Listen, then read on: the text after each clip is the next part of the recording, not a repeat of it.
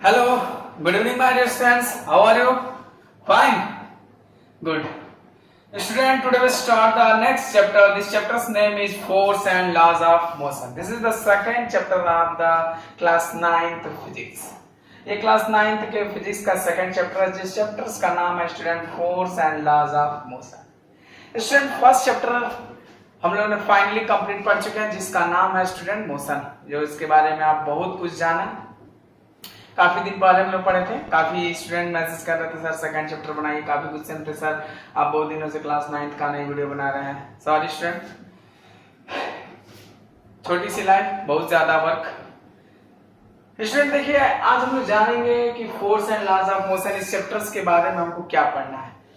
Finally इस chapter में student हम लोग फोर्स के बारे में पढ़ना है। किसके बारे में पढ़ना? फोर्स के बारे में पढ़ना, और फोर्स के रीजन क्या है, इफेक्ट्स क्या है, इसके बारे में पढ़ना। और एक और चीज पढ़ना है हमें, लॉज ऑफ मोशन, जिसे टोटली न्यूटन्स के बारे में हम लोग पढ़ेंगे। न्यूटन साहब ने क्या क्या बातें बताई फोर्स के बारे में, मोशंस के बारे में, लॉज ऑफ मोशंस के बारे में, वो हम लोग ये सब चीजें इस चैप्टर में पढ़ेंगे। स्टूडेंट अब हम इस चैप्टर्स के बारे में पढ़ते हैं। स्टूडेंट ध्यान से देखिए, चैप्टर्स का नाम है force and laws of motion. Student first chapter हमने पढ़ा था मोशन, पढ़ा था ना? तो मोशन में स्टूडेंट हमने स्पीड पढ़ा, वेलोसिटी पढ़ा, एक्सेलरेशन पढ़ा, टाइम, तमाम चीजें पढ़ा। तो उसमें सिर्फ हम स्पीड और मोशन की बात कर रहे थे, मोशन की बात कर रहे थे, स्पीड की बात कर रहे थे ना। हमने ये उसमें नहीं पढ़ा कि जो ऑब्जेक्ट मोशन में है, चाहे जो ऑब्जेक्ट स्पीड में है, जिस ऑब्जेक्ट का हम स्पीड फाइंड कर रहे हैं, किसके वजह से वो स्पीड में है, किसके वजह से उसका स्पीड इंक्रीज कर जा रहा है, किसके वजह से उसका स्पीड डिक्रीज कर जा रहा है, ये हम लोग रीजन नहीं पढ़ रहे थे। अब उसका रीजन हम लोग पढ़ेंगे इस चैप्टर में। समझ में आया स्टूडेंट?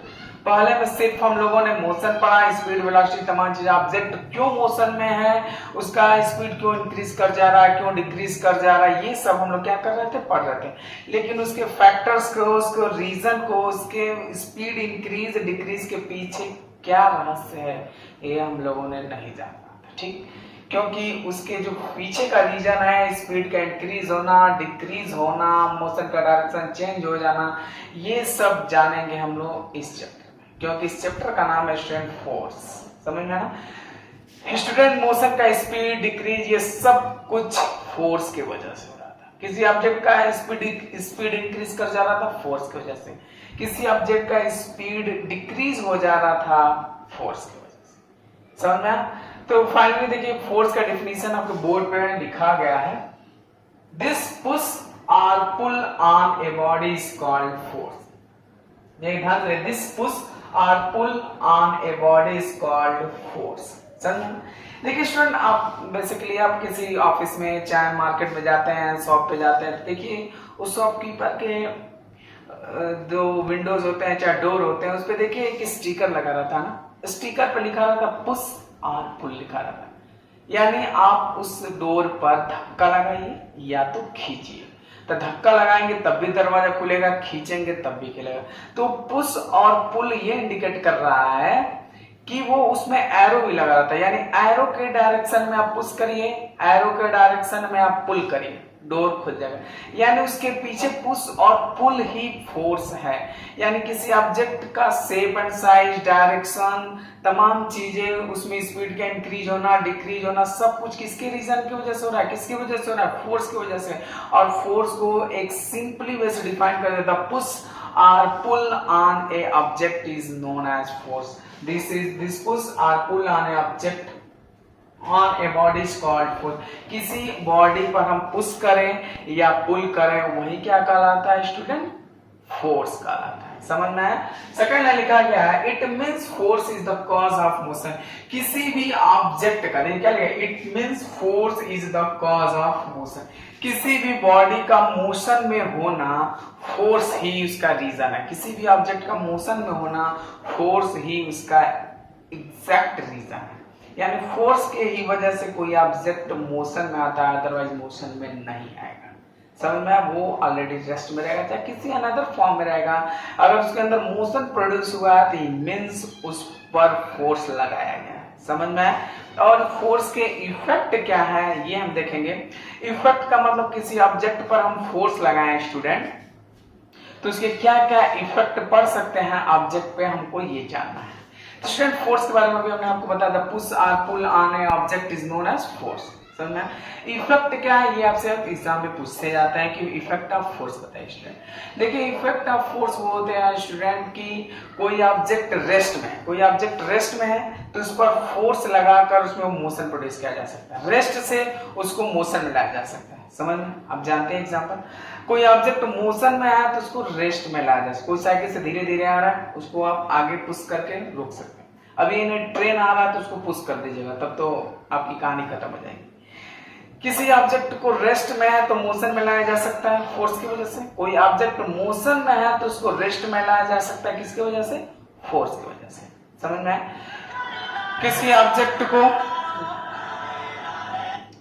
ऑब्जेक्ट को रेस्ट में है तो मोशन में लाया जा सकता है, मोशन में है तो रेस्ट में लाया जा सकता है स्टूडेंट। किसी ऑब्जेक्ट को मोशन में है तो उसके डायरेक्शन को क्या किया जा सकता है, चेंज किया जाता है। किसी ऑब्जेक्ट के डायरेक्शन को क्या किया जाता है स्टूडेंट, चेंज किया जा सकता है। देखिए force can stop on moving, force can move a stationary body, force can change the direction of motion. यानी फोर्स क्या कर सकता है, किसी भी ऑब्जेक्ट के डायरेक्शन को क्या कर सकता है स्टूडेंट, चेंज कर सकता है, चेंज कर सकता है। Force can change the shape and size, यानी मीन्स स्टूडेंट फोर्स किसी भी ऑब्जेक्ट के शेप को क्या कर सकता है, चेंज कर सकता है, साइज को चेंज कर सकता है। लेंथ बड़ा है लेंथ छोटा कर सकता है, लेंथ छोटा है बड़ा कर सकता है। समझ में, पतला है तो उसको मोटा कर सकता है, मोटा है तो उसको पतला कर सकता है। समझ में। फोर्स क्या नहीं कर सकता, बहुत कुछ कर सकता है। शेप साइज चेंज कर सकता है, डायरेक्शन चेंज कर सकता है, आपके स्टॉपिंग मूवी को मूविंग बॉडी में कन्वर्ट कर सकता है, मूविंग बॉडी को स्टॉपिंग मूवी में क्या स्टॉप कंडीशन में क्या कर सकता है। अगर आप किसी को अच्छा खासा थप्पड़ मार दें तो उसका मूड भी चेंज कर सकता है फोर्स। समझ रहे हैं, ये जो भी था थोड़ा बहुत। फोर्स कैन स्टॉप और moving, force can move a stationary body, force can change the direction of motion, force can change the shape and size. समझे, ये जनरली एक फोर्स के बारे में क्या था, एक डिस्क्रिप्शन था। समझना। एक और चीज आपको बताते हैं फोर्स क्या कर सकता है, ध्यान से देखिएगा स्टूडेंट, फोर्स क्या कर सकता है स्टूडेंट। फोर्स अभी आपसे मैंने एक रीजन बताया कि फोर्स ऑब्जेक्ट के मोशन को इंक्रीज कर सकता है, मोशन को डिक्रीज कर सकता है। कैसे इंक्रीज कर सकता है, समझ। जैसे आपका दोस्त बाइक चला रहा है, समझ में ना, बाइक चला रहा है, उसको आप पीछे से धक्का दे देंगे। यानी अगर सपोज डैट वो आगे की तरफ जा रहा है, साइकिल से आगे की तरफ जा रहा है, ऐसे जा रहा है, आप पीछे से धक्का लगा देंगे तो उसका स्पीड क्या हो जाएगा, इंक्रीज कर जाएगा।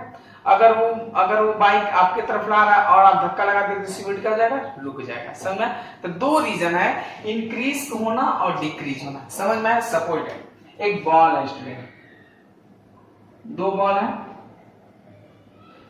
एक में बॉल नीचे की तरफ आ रहा है और एक में बॉल ऊपर की तरफ जा रहा है। समझ में रीजन, एक में बॉल नीचे आ रहा है, एक में बॉल ऊपर जा रहा है। ध्यान से देखिएगा, किसी बॉल को जब ऊपर फेंकते हैं तो उसका स्पीड धीरे धीरे डिक्रीज होता है। यहां पर क्या हो जाएगा, स्पीड क्या हो जाएगा स्टूडेंट, डिक्रीज हो जाएगा। ठीक, यहां पर स्पीड क्या हो सकता है स्टूडेंट, यहां स्पीड इंक्रीज होगा।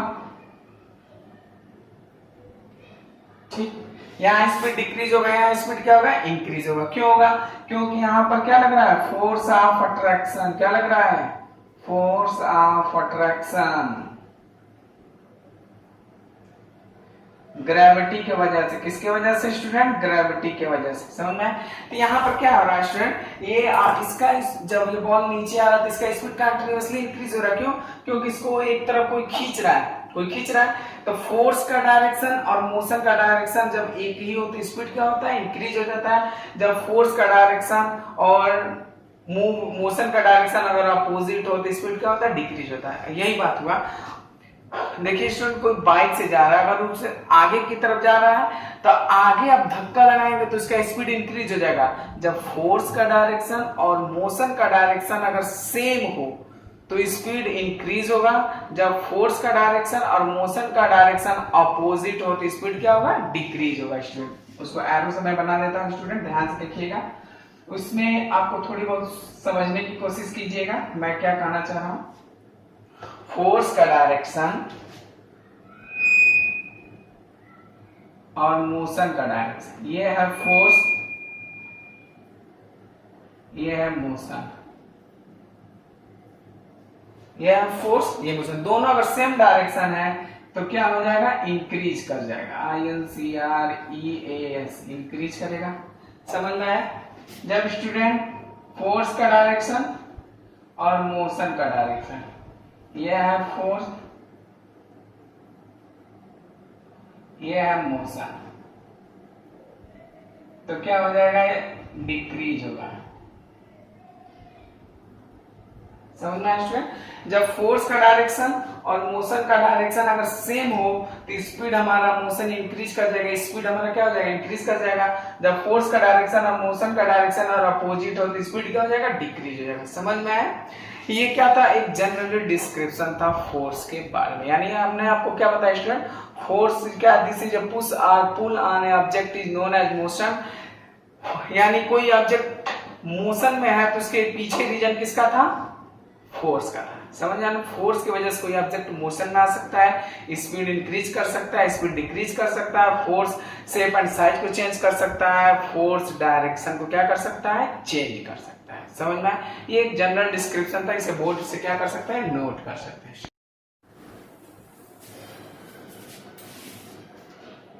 Hello student, the next part is student how many types of force. How many types of force, force कितने तरह के होते हैं।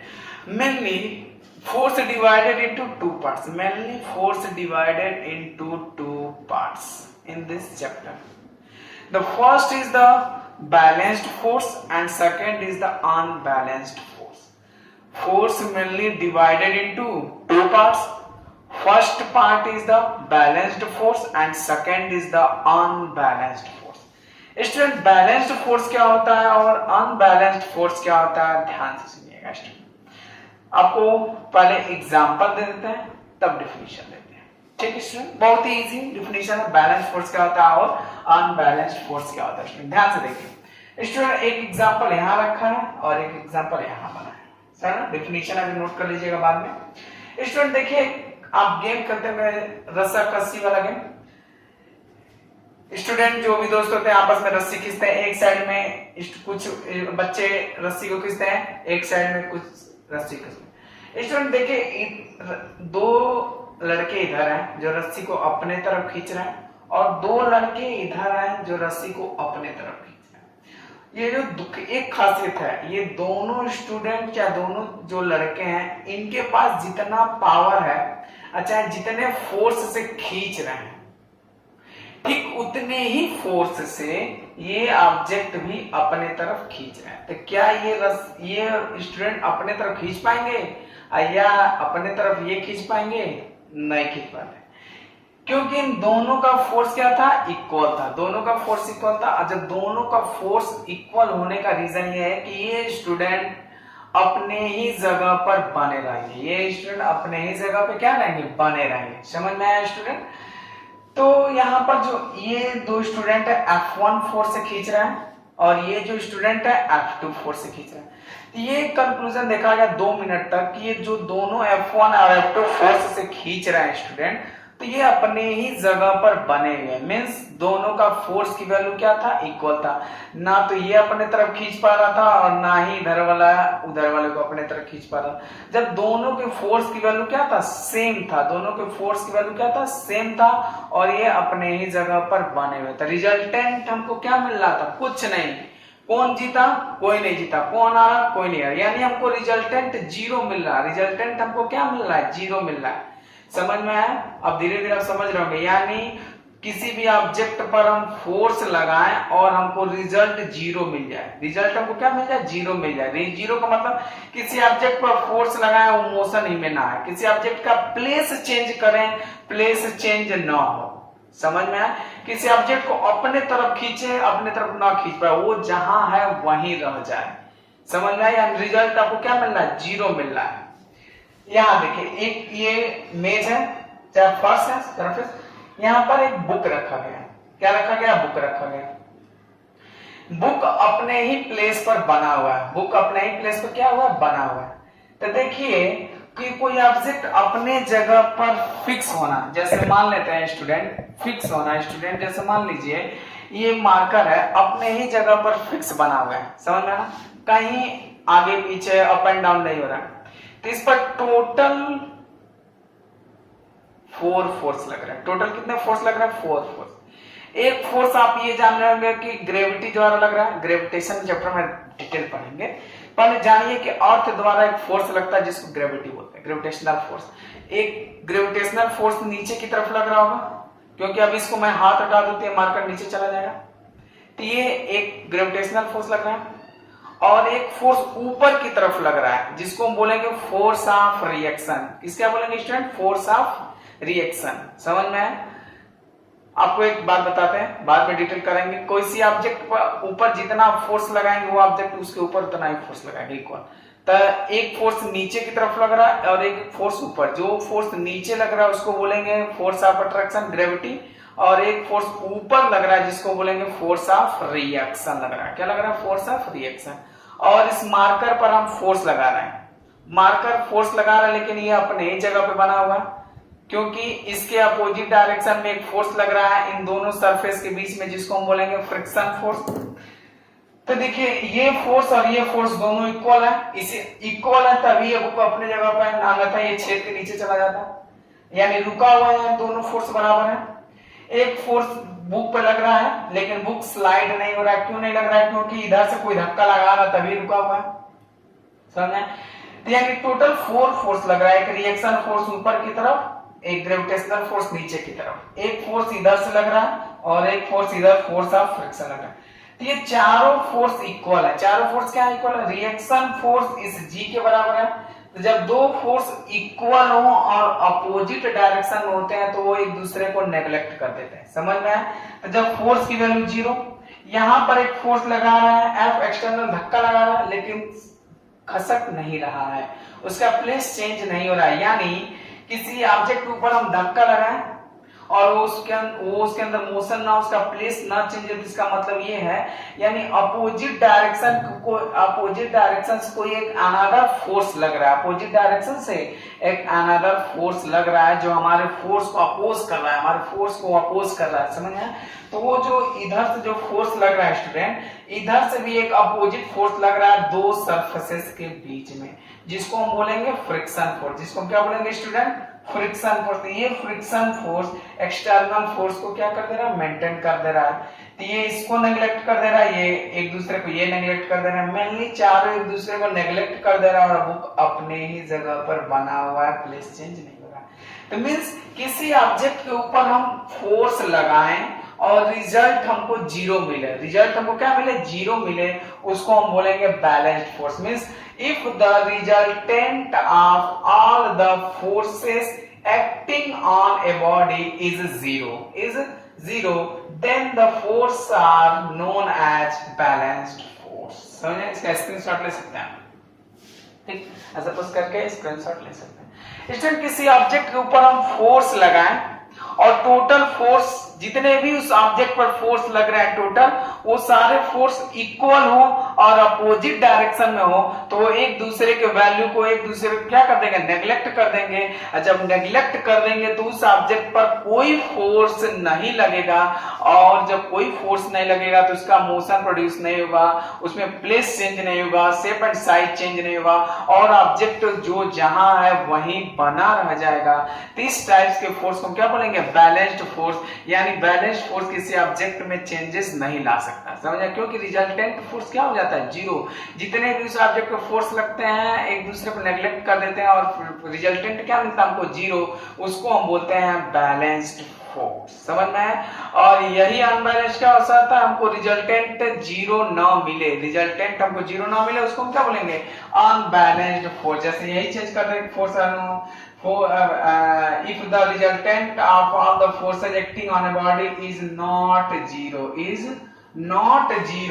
is called unbalanced force। इधर एक और आप स्टूडेंट ला दे, अपने दोस्त को बुला लिया, अब ये 3 होगा, ये 2 होगा, तो ये क्या कर लेगा? अपने तरफ इसको खींच लेगा।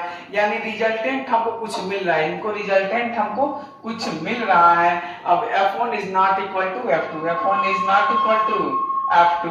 अब इधर 3 है, इधर 2 है, अब इधर ज्यादा फोर्स लगने लगा तो ये अपने तरफ इसको क्या कर लेंगे, खींच लेंगे। यानी हमको रिजल्टेंट मिल गया कि इधर वाले क्या हो गए, जीत गए, यानी हमको एक रिजल्ट मिल गया। इस टाइप के फोर्सेस हम क्या बोलेंगे, अनबैलेंस्ड। मींस किसी ऑब्जेक्ट के ऊपर बहुत सारे फोर्स लगाए और हमको कुछ रिजल्टेंट मिल जाए,